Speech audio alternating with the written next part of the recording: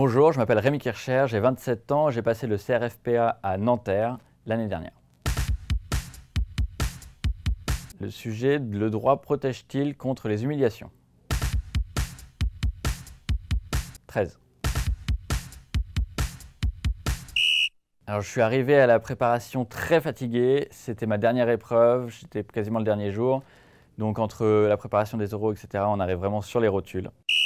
L'heure de préparation passe super vite, surtout avec un sujet aussi large. J'avais commencé par regarder dans le dictionnaire pour définir humiliation, que je ne pouvais pas définir juridiquement. Et ensuite, il a fallu que je cherche dans plein de codes pour tous les domaines où l'humiliation pouvait éventuellement s'appliquer. J'ai pu rédiger l'introduction et la conclusion et un plan pas détaillé.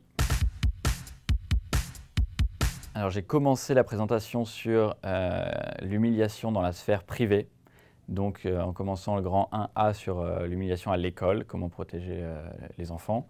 Ensuite en grand 1B, l'humiliation au travail, donc comment protéger les adultes. Ensuite en deuxième partie, je suis allé sur la sphère publique, donc les humiliations par voie de presse. Et ensuite l'humiliation sur les réseaux sociaux, qui était un peu mon ouverture sur les challenges juridiques. Donc on a commencé la discussion en revenant sur la fin de mon exposé, sur l'humiliation sur les réseaux sociaux, et notamment parce que le jury voulait m'amener à l'application de la nouvelle loi qui venait d'être publiée en octobre 2016, qui incriminait le revenge porn. Moi, je n'avais pas lu cette loi, je ne savais pas qu'elle existait, donc ça démarrait mal.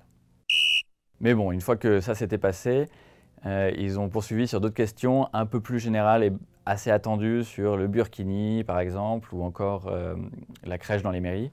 À chaque fois en me demandant bien mon avis sur ces questions et un point de vue juridique.